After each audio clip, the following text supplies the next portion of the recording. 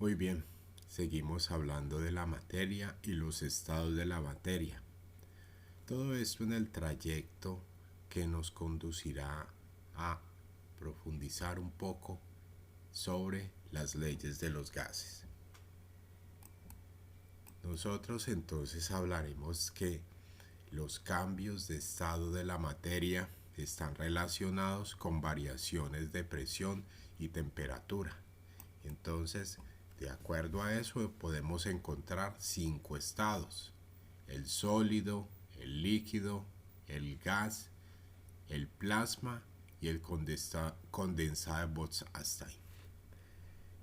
Como lo decíamos, ello varía debido a la temperatura y la presión. En el caso de las variaciones de temperatura, ya hemos hablado que encontramos el estado sólido, muy unidas las partículas, el líquido, ya un poco más separadas las partículas, el estado gaseoso, a donde nos centraremos, está mucho más separado de esas partículas, y en el estado de plasma encontramos son unos iones.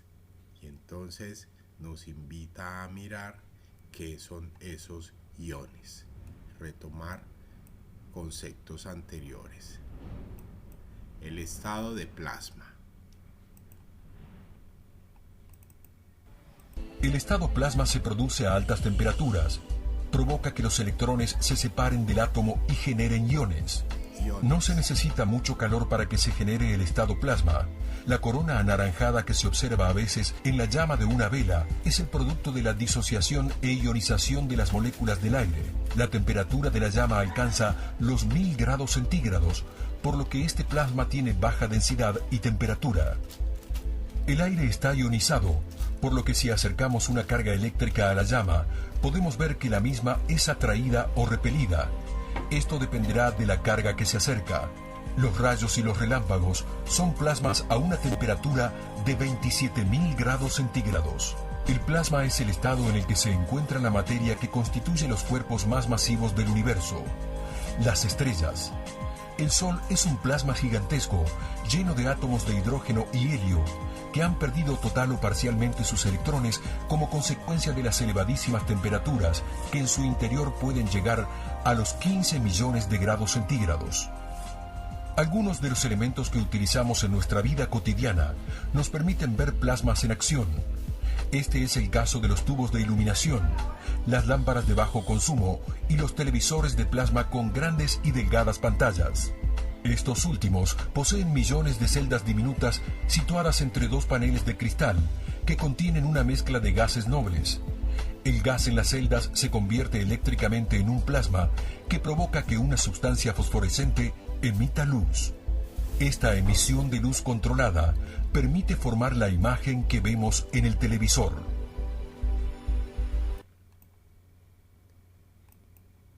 Entonces tenemos algunas características de ese estado, como nos lo mencionaban.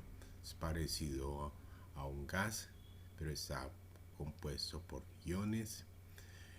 Puede generarse por combustión, y algunos ejemplos pues nos hablaron de las estrellas. El condensado de Bose-Einstein, entonces nos habla que los átomos disminuye completamente su movimiento debido a el descenso en la temperatura, y la longitud de onda de estos átomos se vuelve casi plana.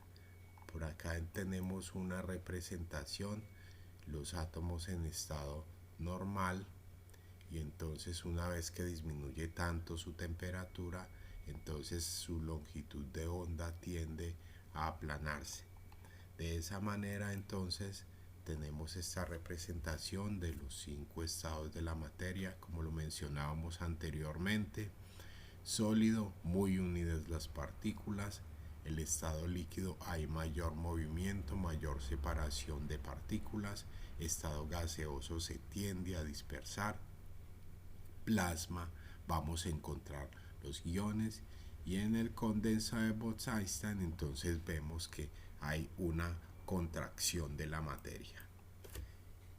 Continuamos hacia las leyes de los gases, retomamos este esquema, lo que ya conocemos, los cambios de estado de la materia. A propósito, vamos a hablar del estado gaseoso.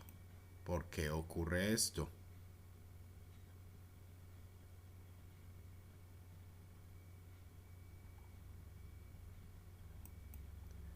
¿Qué partículas son las que se forman alrededor de un recipiente que tenemos frío, con hielo o muy frío? Porque ocurre la condensación.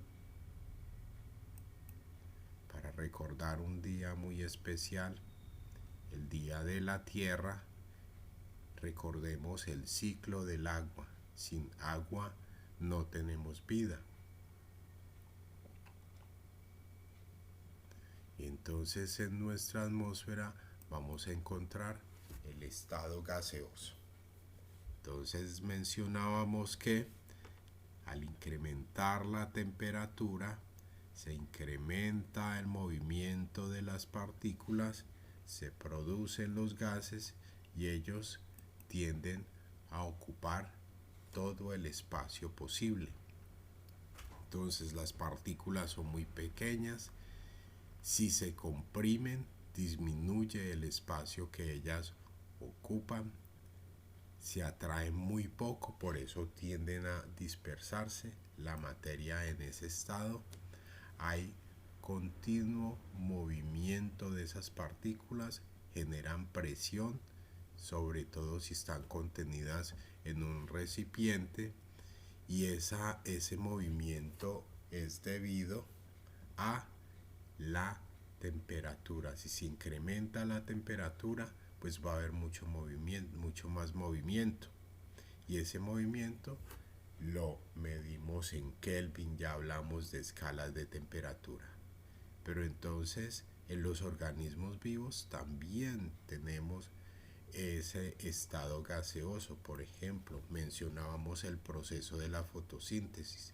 Se requiere unos sustratos, unos insumos para que ocurra el proceso de la fotosíntesis, y entre esos insumos está el oxígeno y el dióxido de carbono.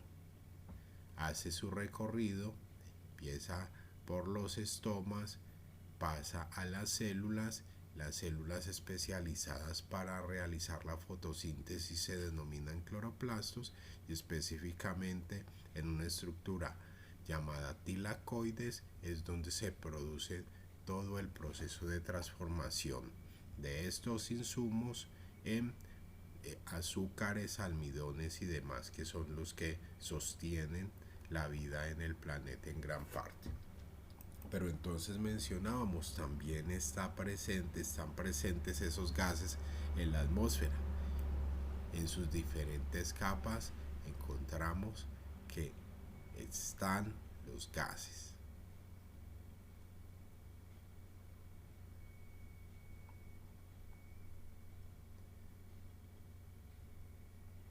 Nos dicen que en la troposfera se producen esos procesos meteorológicos y climáticos. Tenemos imágenes aterradoras como esta, y entonces es el momento para tener conciencia hasta qué punto estamos contribuyendo a que se generen esos desastres. Esa atmósfera está constituida, entre otros, por estos gases: nitrógeno, oxígeno, argón, dióxido de carbono, en unos porcentajes específicos. Algunos en menor, otros en mayor proporción, y entre esos gases tenemos algunos que generan el efecto invernadero.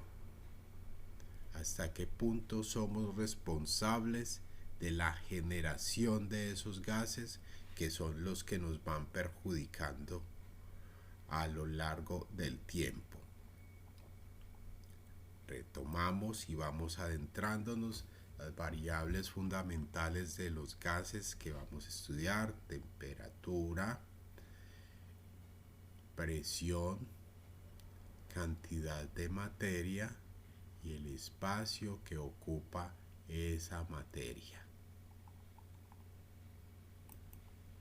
De esa manera nos aproximamos a lo que es la teoría cinética de los gases, que está relacionada con el calor y el movimiento de las partículas que lo conforman. Para ello, entonces, abordamos las leyes de los gases, leyes como la de Boyle, la de Charles, de Gay-Lussac y de Avogadro. Entonces, nos preparamos para abordar estas leyes de los gases.